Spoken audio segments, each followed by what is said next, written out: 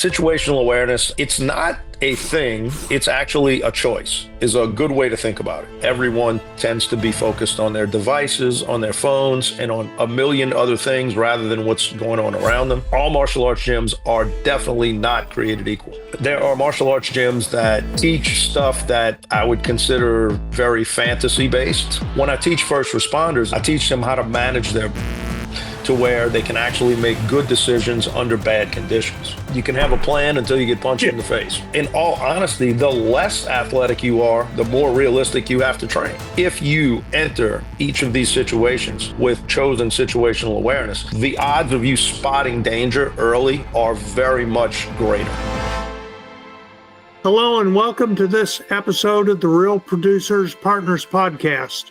In each of these episodes, we speak with real producers partners to learn more about them and their business.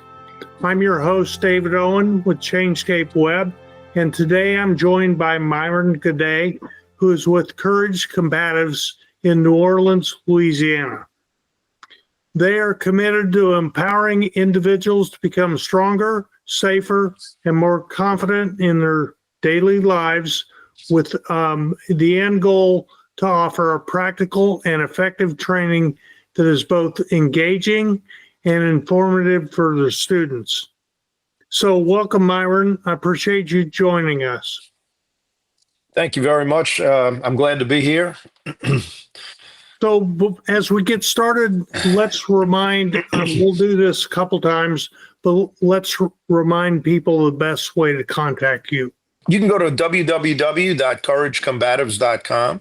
You can reach out through there. All of our social media links are on there, both myself and my business partner, Angel.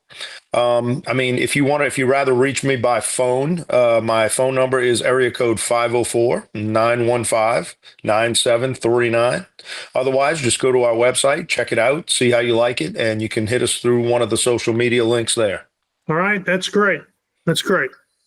So give us a little history lesson. How did you get started doing this? Well, when I was 10 years old, I started in a martial arts class. I was always an athlete. I was always playing sports, but a friend of mine who I was playing baseball with, he convinced me to come and try a martial arts class with him. And he quit a week later. And here, 42 years later, I'm still training. Still going. I've been through numerous martial arts. I've been through boxing, kickboxing, jiu-jitsu, both Japanese and Brazilian. I was a wrestler in high school. I've always now been a combat sports athlete.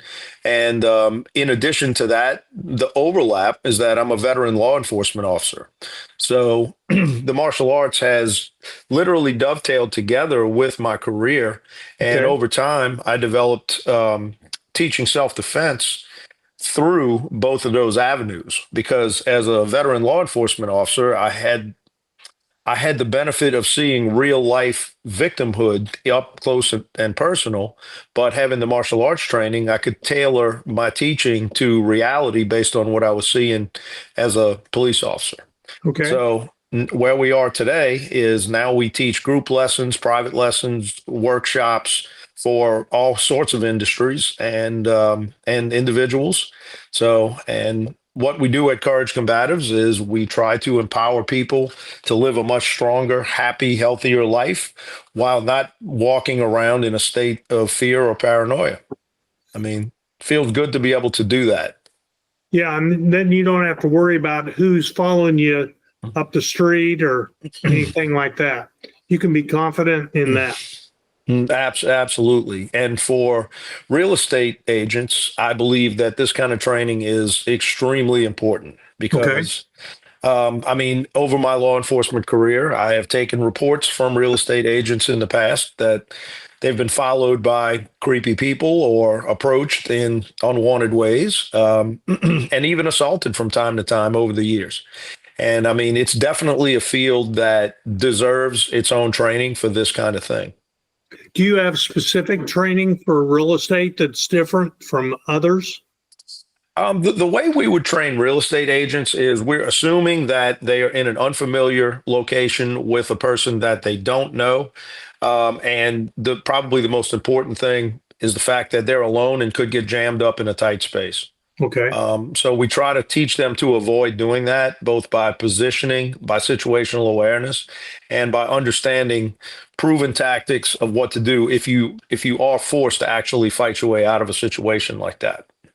Okay.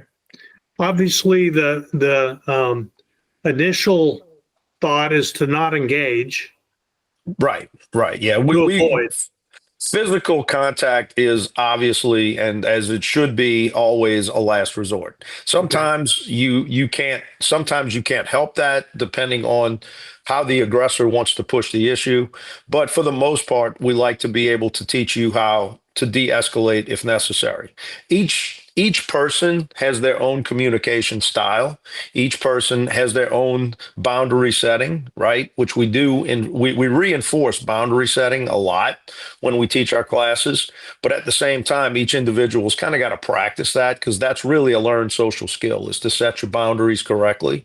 And if you set your boundaries early and everything is in place, very often you can see stuff coming before it gets bad, right? Okay. If a person begins to violate these boundaries, then what happens is it triggers your intuition, and then there you're either able to make an early escape or call for help before something develops into a bad situation. And I've seen all of the above. I mean, but yes, last resort, very much so, in a physical sense.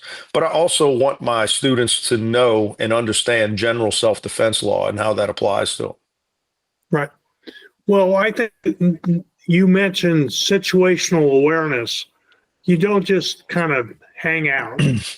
You want to Right. be aware of what's going on around you on all sides, in front and in back. And Well, I think that's vital. situational awareness, whether you're a real estate agent, a police officer, just a regular person walking down the street, situational awareness, it's not a thing. It's actually a choice. Is a good way to think about it. It's Okay. a choice. It's a choice in that you bring yourself into the present and you are actively scanning what's going on around you. It's a basically it is got parallels in mindfulness. We've all seen the self-help literature in the last 20 years about the importance of mindfulness. Well, Hmm. situational awareness is actually a practical version of mindfulness, but you have to choose to be able to bring yourself into that state of mind, right? Okay. So by doing that on a regular basis and by practicing mindfulness in the moment, your situational awareness will absolutely improve. All right. So today, I don't have to say it, but I will. Everyone tends to be focused on their devices, on their phones, and on a million other things rather than what's going on around them. Hmm. Um, I mean, I've seen many traffic crashes that involve someone being distracted on their phone or anything like that. I've also seen people get mugged because they're walking, looking at their phone. Yeah. And I mean that's not just an urban story. It happens all the time. Is people become focus locked on their device, and they get distracted, and then they get victimized. Yeah. But in the sense of someone like a real estate agent or someone who's working in a public, in a public career like that, where you're going to have to meet with a lot of people, mindfulness of the moment and mindfulness of your surroundings and mindfulness of that person and their actions is exceedingly important. But I do still feel that some people kind of get you might meet with 150 clients and nothing ever happens. So you let your guard down. But then there's that one person that you don't necessarily expect that might get a little out of the box with you. And at that point, you really have to learn to dial it in to be able to do what's necessary to protect yourself. And that's not always a physical thing. But at the same time, if you enter each of these situations with chosen mindfulness or chosen situational awareness, the odds of you spotting danger early are very much greater. Yeah. And I mean, I teach this to everyone. I mean, it's not only real estate; it's everyone we teach. So super So important. do you have personalized classes, or just like a schedule of classes that's laid out that people can take advantage of? So I teach group classes and I teach private classes. My private lesson students usually get to train 1 to 2 times a week, Yeah. and it's usually done a week in advance. My group classes are, if you go to www.newstatefitness.com, you can see the classes that I teach for that facility. And at the same time, when it comes to things like workshops, those are usually planned a couple of months in advance, and they're customized to the client. So you mentioned you've been around this for 45 years. How long has Courage Combatives been in business? So, Courage Combatives is a product of early 2020. So, I was a partner in a larger gym in the New Orleans area that we had some issues, I guess you could say, with the landlord. We had some. It was a large business. There was a lot of people involved, but it made sense to downsize everything that was going on. As Okay, in business, sometimes you have to do that to be profitable. sure. So I exited that project, and then I opened Courage Combatives, and I've been doing Courage Combatives ever since, with the assistance of several different gyms, but no actual brick and mortar. And to be honest, it actually works out a lot better because I'm able to teach many more people. So do you go to their facility and utilize that? Yeah, I teach at different facilities, primarily a place called New State Fitness, which is a Brazilian jiu-jitsu gym Okay, in the NOLA ecosystem in New Orleans. Like okay. NOLA Brazilian Jiu-Jitsu is a greater organization that I've been part of since the 1990s. And so we all kind of look after each other. It's a tight-knit community in the Yeah, in the fight world. yeah, yeah. I think the more you work with people, obviously you trust them and know what they do, and you know how to leverage off of that. Oh, yeah, 100%. I mean, success in almost any endeavor, whether it's martial arts, real estate, any other business, has to do with your ability to make and maintain good relationships with people. Right. And if you can do that and you can have those relationships in place, I mean, later on down the line, you may not have to worry about anything because you can leverage your relationships. And it's not even about favors or anything like that. It's just cultivating good favor with people that you actually spend time with on a regular basis. And Yeah. if you can have relationships like that and you don't burn your bridges and you keep lines of communication open, I mean, you can jump from one thing to another pretty easily. Would you say that that's what makes you different than others? Yeah, there's a lot of politics in martial arts, just like anything else. There's in different gym settings, there's a lot of competition. I mean, when you start looking at the world of the fight competition like mixed martial arts, I mean, Louisiana is actually a hotbed of that. And that's something else that I do, by the way, is I referee mixed martial arts. So if you ever turn on a pay-per-view or the TV of mixed Yeah, martial arts and you see a guy who looks like me, that's me. it's probably you. That's probably me, right? So I definitely, when it comes to training in martial arts, that I mean, again, yes, it's competitive, but at the same time, I do believe that I'm sort of the Switzerland of the martial arts world in Louisiana because I pretty much get along with everybody. Yeah. Well, you probably know everybody too. I do. I definitely do. If somebody wanted to get involved, would you be a good portal into that environment? Yes, I believe I'm a good start. I definitely do basics well. I teach fundamentals well. Now, my approach to martial arts might be a little different than many people would. I guess I should clarify this. Like one thing, let's say what I am and what I'm not. So I don't know whatever town your listeners are in. I mean, they may go into a martial arts gym. All martial arts gyms are definitely not created equal. So there are martial arts gyms that teach stuff that I would consider very fantasy based, right? I mean, they do teach mobility, flexibility, strength building, and stuff like that, but they do it according to like fixed patterns, like forms, katas, or things like that, where people basically you don't there's never any actual fighting or contact or sparring or anything like that. Yeah. And I mean, you might be able to throw really pretty kicks and do beautiful forms, but it's when that connects with reality, that's not always a good mix. Yeah. So coming from the background that I do, I start with very, very basic combat sports training, and I usually start with boxing skills. When I'm teaching a student that I know I'm going to have a while, I start with boxing skills. I follow that up with basic wrestling skills, and then I'll flesh that out into some kickboxing, into some jujitsu. But I believe that boxing and wrestling are the meta skills to be able to protect yourself, Okay. because they are proven. You see them in action every single day. There's nothing woo woo about boxing or wrestling, Right. right?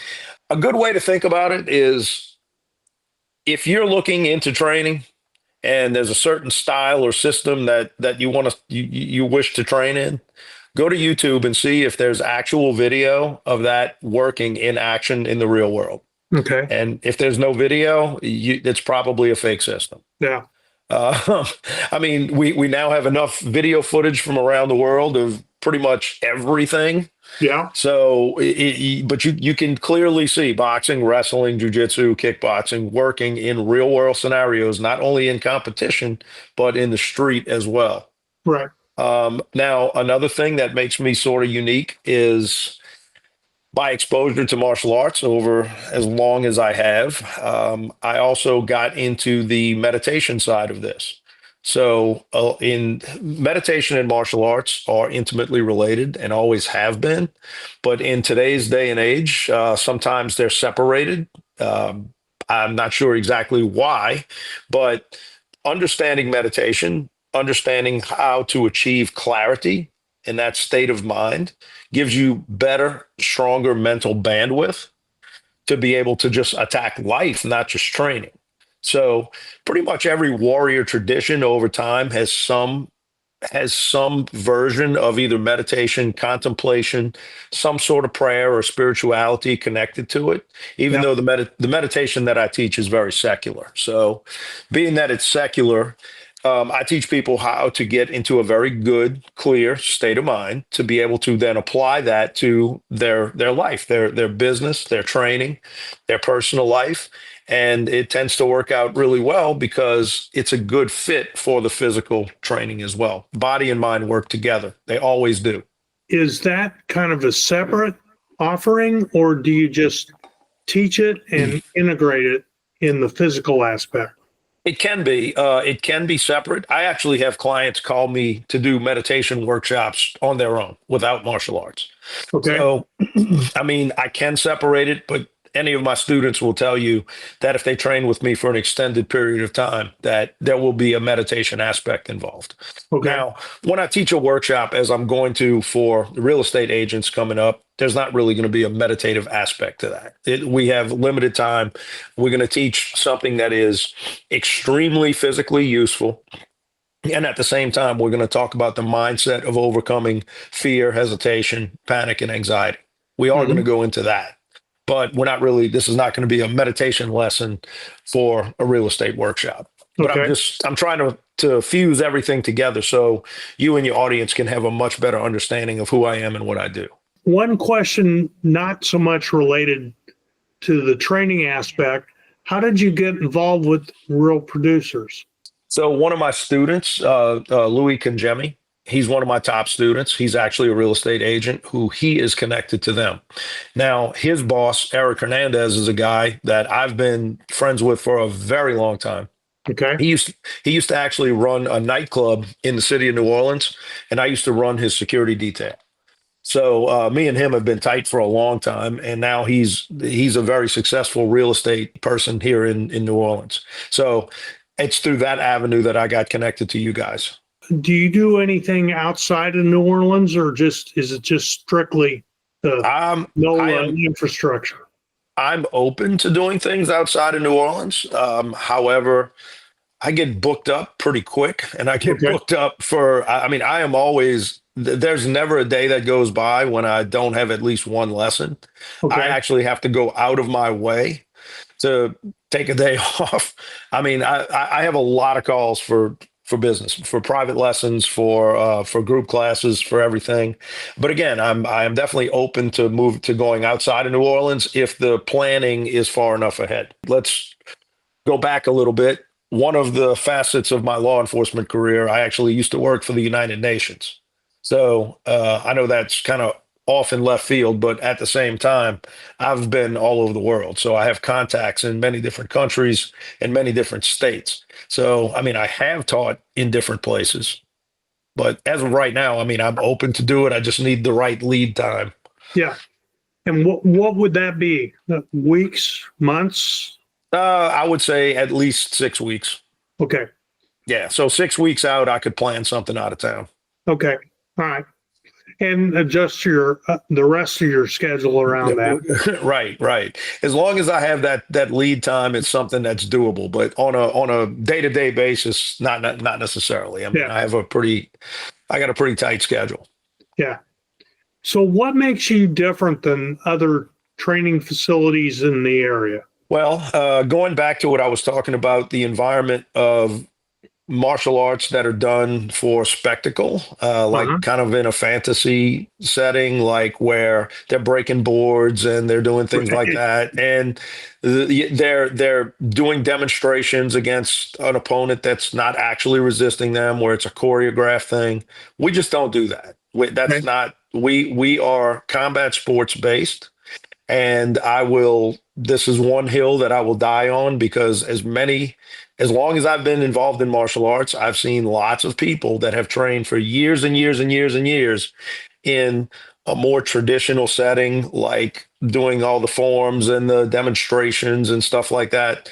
The second they step on the mat with a combat sports athlete, whether that's a boxer, a wrestler, a jujitsu guy, a kickboxer, it doesn't last very long. And I mean, a lot of their training tends to go out of the window. Now, I'm going to also say that those systems like that, they're not completely useless. You just have to understand what they are.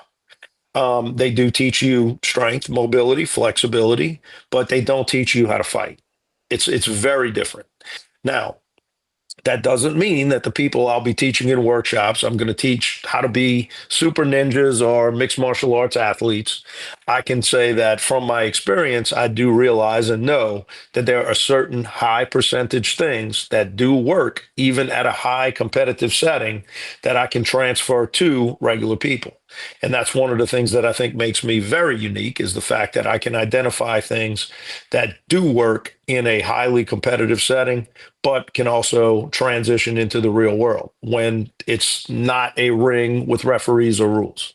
Yeah, I think it would seem to me that your approach is much more practical. Very much. How did Mike Tyson say it? You can have a plan until you get punched Yeah, in the face. yeah, and Okay. that goes out the window. And you know what? That's true with everything. That's true with business. Right. That's true in life. I mean, you can make all the plans you want, and then the second your plans meet the real world, a lot of times you have to adapt. Yeah. And having a background in combat sports, which are proven, such as boxing, wrestling, things like that, where there's reality is immediate. Like there's no demonstration here, and your plans have to adapt right away. Sure. And so if you train based on those principles, you can absolutely learn how to protect yourself. Now, some people will object and say, "Oh, well, you have to be super athletic and young to practice stuff like this." I disagree with that. I really do. A lot of my students are older, in their 50s, some in their 60s. I mean, in all honesty, the less athletic you are, the more realistic you have to train. Yeah. I mean, because a person who is young, strong, and athletic maybe will need training somewhat less than someone who is less athletic, older, weaker, right? So Right. the realism in your training has to go up the less athletic you are. Right. Now, that doesn't mean you're going to get hurt in training. That's where good coaching comes in. Good coaching, good systems, good protective gear, understanding how to craft good drills like that. That's where that comes in. So, Okay. I mean, we generally don't have injuries at all when we train. I mean, anything can happen at any time, but I mean, you could get injured playing golf. So honestly, our classes are very safe. So that means it doesn't matter if you're used to be a gym rat Right? or you're a homemaker. This is practical training for you in either role. Yeah, I mean, I'm going to say it's scaled. So it's scaled training depending on the crowd that I'm teaching. I can Right. scale it to make it useful for you. And I can Okay. teach you something useful when it comes to that. Right. Right. Now, this is notwithstanding weapons training. We're not going to, this particular workshop that I have coming up is not going to be, we're not dealing with guns or knives or anything like that. That's a completely, that's a separate topic. I mean, I do train people for that kind of stuff, but again, that's a little more advanced. But what you will learn with this upcoming workshop is how to deal with someone physically in a tight, compressed space and how to overcome your fear and anxiety to be able to do that without hesitating. When is that workshop? That workshop, I believe that's, you put me on the spot with that. I know it's No, I'm scheduled. sorry. I think it's like April 3rd, maybe. And it's in Okay. New Orleans. I believe that's true. I may stand corrected on that. I don't have that Okay. email in front of me, but it's upcoming. You have to Okay. excuse me. My brain's a little clouded with Mardi Gras stuff. No, that's all right. So, That's all right. but no, I believe it's April 3rd. Is the schedule on your website? It will be. It's going to be Okay. posted. Yeah. Yeah. Okay. We were confirming it and getting everything together, and it should be very soon, Very good. probably in the next 2 days. All right. Sounds Mhm. good. So, what other topics would you like to discuss that you haven't? Because your description is pretty thorough. You obviously know what you're doing. I've been doing this a long time. Yeah. I mean, it depends on what you mean by what I want to discuss. I can discuss lots of things. Yeah. I mean, Well, is there anything else that the real producers folks might want to know that we haven't talked about? I think that they're going to come into this expecting to learn like a lot physically, but I think they're going to be really surprised at how much they learn mentally. Okay. And what I mean by that is we're going to talk a lot about the psychology and physiology of fear and how to overcome that. And they're going to see that that actually applies not only in this limited scope, but it applies in life in general. And they're going to learn that their body and their mind work together. And by understanding that, body, mind, body, and they're going to realize that there's a bridge between the two. And we're going to talk about what that is and how to access that Okay. to be able to bring yourself to a much calmer state, to kind of reset your nervous system, to be able to act despite being afraid. And I'll tell you what that bridge is. It's really not a secret. It's breathing. So when I teach first responders, it's one of the first lessons I actually teach them. I teach them how to manage their breathing to where they can actually make good decisions under bad conditions. Okay. And that's something I think not only first responders, but everyone that has to realize. Now, I'll give you a quick example about how mind and body work together. Okay. If you could visualize for a second yourself 6 inches off the ground on a balance board. If you were on like a 2x4 that was, say, 10 feet long and you were 6 inches off the ground and you could walk across that with no real problem, it would be pretty easy for most people. But if I took that exact same board and put it 50 feet in the air, that would change everything. Yeah. But it's the same board. It's the same board, and it requires the same skill set to walk across it. Yet the second I elevate it, what's the difference? The difference is how you're thinking about it. That's It's right. it's how your mind can actually affect your physical actions, right? So you can when you understand how the mind and body relate, it's a lot easier to do more difficult things, right? So when it comes to martial arts, when it comes to situational awareness, when it comes to just your everyday life, a great example of the bridge between body and mind and when you can practice is driving. When you get cut off in traffic, you get angry. When you learn how to control your breathing and understand that bridge, as I'm talking about, you'll calm yourself down almost instantly. Yeah. And with practice, again, you can make good decisions under bad conditions. And I mean, I've seen this work literally thousands of times in people that I've trained. Okay. So I think the people that are going to attend the workshop are going to, that's a little snapshot and sneak preview of something that we're going to talk about and how that's going to help them overcome fear if they do get confronted, assaulted, attacked, and they have no choice but to have to take some kind of physical countermeasure to get themselves out of that situation. Okay. All right. So I think that's probably a good side topic to think about Yeah. in the context of this. I like your analogy, the 2x4, 6 inches Right. off the ground and 50 feet. Yeah, I mean it's the same board. It's literally the same board. You could Yeah. walk across it very easily 6 inches off the ground, but the Right. second I pick it up and that risk elevates a little bit, what happens in your mind? Right. I mean, yeah, Everything. you right. I mean, in real life, you never know how you're going to act or react when faced with a challenge, and that is exactly your body and mind working together. And when that happens, one affects the other. And when you learn how to manage that, you can come out of that ahead because you learn how to make good decisions, regardless of how you're feeling. Everybody's going to feel fear. Yep. Everybody feels fear I mean, even professional fighters, professional athletes, professional speakers. I mean, I've spoken in front of crowds many times, and I can tell you that you can do this 1,000 times and you're still going to get butterflies in your stomach. Yep. All right. Which kind of brings me to another topic is that it's possible to act or react regardless of how afraid you are. Fear is actually good. It's actually a tool that teaches you how to be more aware and more careful. Yeah. So the evolutionary reasoning behind fear is a cautionary tale. It's just like in real life. I mean, I'm sorry, in real life, it's just like when you experience pain. Pain is usually a protective thing, right? Pain tells you, hey, stop doing that. Right. All right.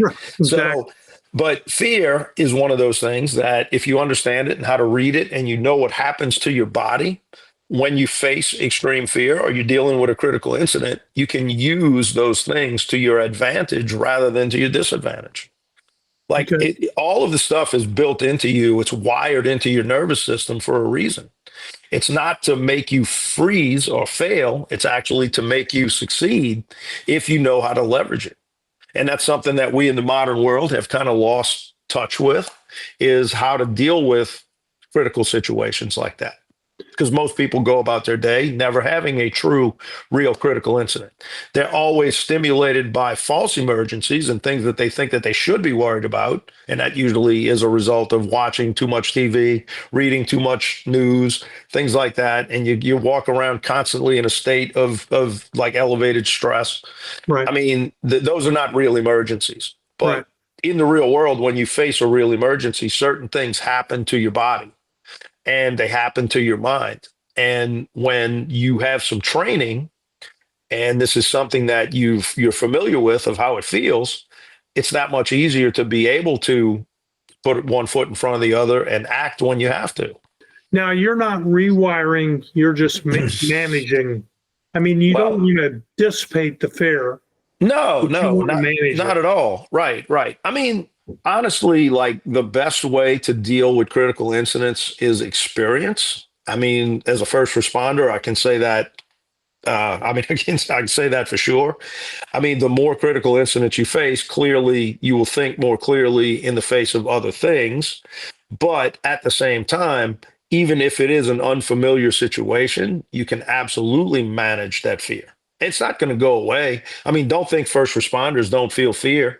I mean, like a firefighter who has to go into a burning house, I mean, is definitely going to feel fear. A Yep. police officer who's getting ready to serve a search warrant and they know it's a dangerous criminal who's probably armed inside. I mean, they're going to have fear for sure.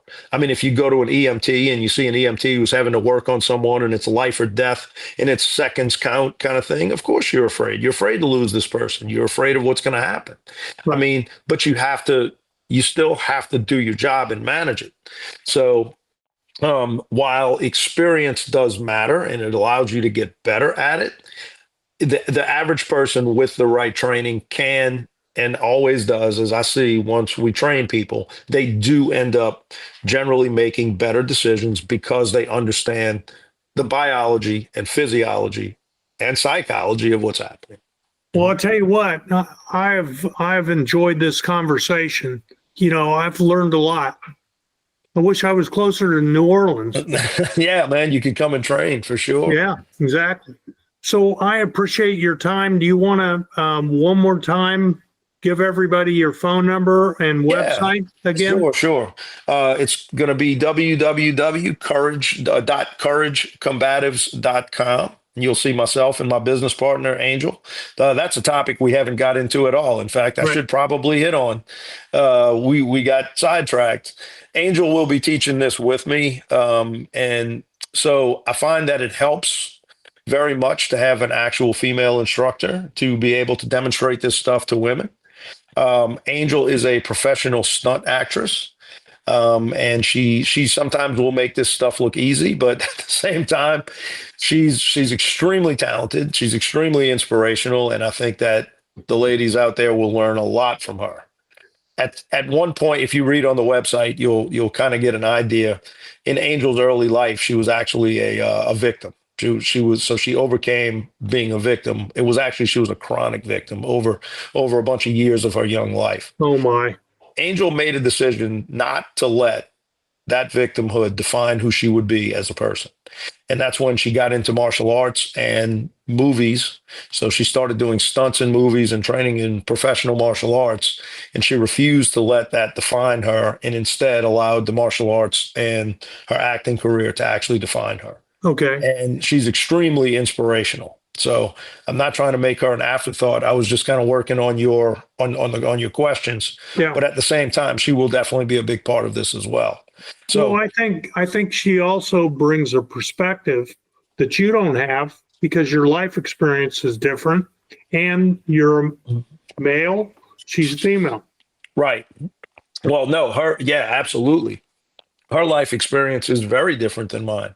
But again, anyone, to speak to someone other than me who has made this stuff really work, she's probably the prime candidate. Yeah. And the people who participate in the workshop will absolutely be able to see that shine through her. Now, I would tell you at some point in your podcast, you might want to have an individual episode with her because she is a super interesting person. I'd love to do that.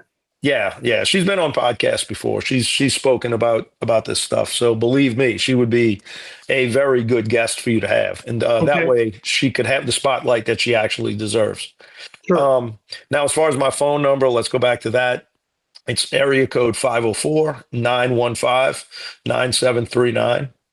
And I tell people if they're going to reach out to me by phone, shoot me a text, and I'll get back to you. Yeah. Okay. So, but I'm easy to find on the website. There's a bunch of social media links. There's Facebook, there's X, there's Instagram, TikTok. If you go to my TikTok, actually, I post a lot of training videos. Most of it is kind of combat sports related, but at the same time, you get an idea of me teaching people. So with my TikTok. So if you want to give that a look, it's under my name on TikTok, Myron Gaudet. I was curious about the video. Yeah. So I'm glad you mentioned that. Yeah, definitely. So you may see some stuff about me refereeing on TikTok also at the same time. Again, teaching just like small sound bites of teaching, this is how to throw a jab. This is a good combination for today. This is how you throw a low kick, things like that. Yeah. So I'm exploring that platform to be able to scale what I do better. Right. One of my upcoming projects is actually I'm going to be filming an entire video series for a big production company, and that's going to be done over. We start next month, so it's going to be over several months period of filming, and then I'm going to have an actual striking video series out. So, which is going to be done by a production company. Well, that's exciting. Yeah, it is. I try to keep everything exciting. I'm an adrenaline junkie. So, well, I will get a hold of Angel and we'll get something else scheduled. absolutely, yeah, she'd be happy to do it. Angel is a great person to interview. I think you'll get a very. Hopefully, we can do it maybe before the seminar. Yeah. And yeah, okay. But I think everybody would really enjoy having her on. Okay. Okay. That's great. Well, thanks for your time. No I won't problem. keep you any longer. And enjoyed speaking with you. Oh, you got it, man. I definitely appreciate being here. It's very much a privilege. Thank you Okay. very much. All right. You Okay. bet. You Thanks. got it.